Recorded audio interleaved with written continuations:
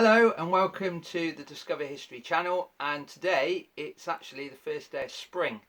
I don't know where you are, but in Worcester we've got a bit of sunshine, but it keeps going dull, and I was even caught in a little shower this afternoon whilst working outside in our secret store. Now, as it's first day of spring, most people will be starting to think now about spring cleaning, which is something our ancestors have been doing for a long time. You're probably wondering where Helen is. She's actually somewhere, possibly spring cleaning. I never know. Helen just disappears all the time. So what I've decided to do is just take a quick look at our ancestors and how they did their spring clean.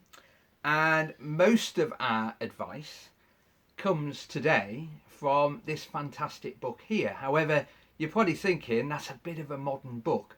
Well, this is the best bits of Mrs. Beeton, but to be fair, this is a modern replica version of it, and it's got lots of advice in, but the problem with it is the simple fact it's a bit modern for us. So I've had a little bit of a dig around, and Helen does actually collect recipe books, books on all sorts of cookery things, because basically Helen is our food historian, and I've managed to dig out this beast of a book. This is the famous book by Mrs. Beeton. Interesting fact, Mrs. Beeton was not a very good cook at all. Even her husband declared that she was a rubbish cook. And Mrs. Beeton brought out a cookery book. That's pretty much what she's known for. And it's quite interesting because her husband worked for a newspaper, wanted to open up the readership for women at the time, and decided to ask for tips and recipes to go in the newspaper.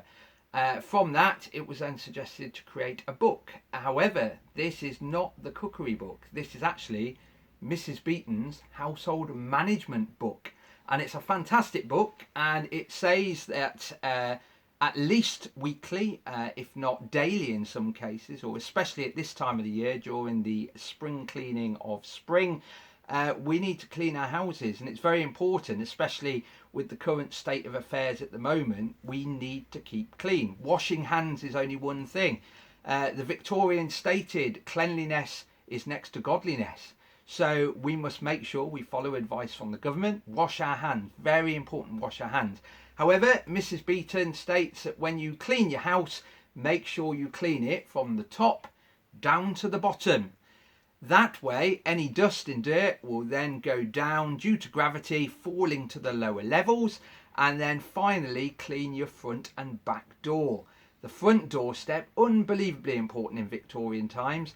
Even for those living in the slums, they used to clean their front doorstep. It was so important. I'm sure people on here listening today have stories about their grandparents cleaning the front doorstep. So important. If you have a clean front doorstep, the rest of the house, I'm sure, is going to be clean.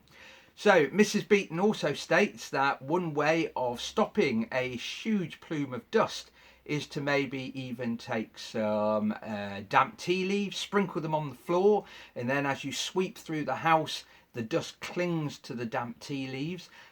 Do not attempt that one. I attempted it the other day here. Helen went a little bit mad, and then told me where the vacuum cleaner was and suggested I bring my cleaning regime up to modern standards.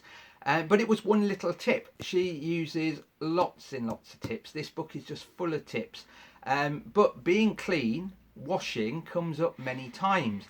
Also, an interesting fact, if anyone has this book, if you turn to page 1538, that's how big this book is, and that's not the end of the book. There is also a section on isolation, and it is quite an interesting one. And I'm not going to go into what's going on outside. We all know what's going on outside, but it does actually say in here, place the patient, a contagious patient, into one of the rooms and keep them away from the rest of the household. And that is obviously the same advice that's being given today. The funny thing is, this is an old book. Even the reprints of the book that have been reprinted many times ever since give very similar to advice to what the government's given today. We need to follow that advice, stay clean, and hopefully we can beat the disease that's happening outside our doors. You will be able to follow lots of tips, lots of advice, lots of fun facts and activities by subscribing to our YouTube channel. Please do. I may not be here tomorrow doing our daily little video. It might actually be Helen, or if we can find out our costumes that have been pretty much put away for this year, you may even have Mrs. Beaton sat here giving more advice on cleanliness, or maybe Florence Nightingale, she may be lurking in the house somewhere to give you advice on how to stay clean and how to stay healthy during these troubled times. Interesting fact, however, we do like to keep facts, we do like to keep you interested and topical. Mrs. Beaton's household management book came out in 1861. Interesting thing, 60,000 of these sold within the first year. The shocking thing is, not many people were rich, and these books are not cheap. Interesting fact though, 60,000 sold, and I think that's a fantastic historical fact. Anyway, that's pretty much me wrapping up for the day. If you are spring cleaning, make sure you open those windows, take in the lovely sunny weather that in some cases we're having at the moment. But remember, as Mrs. Beaton says, allow the fresh air in, but not a draft. Keep clean, everyone, and we'll see you again. Thanks for listening. Bye.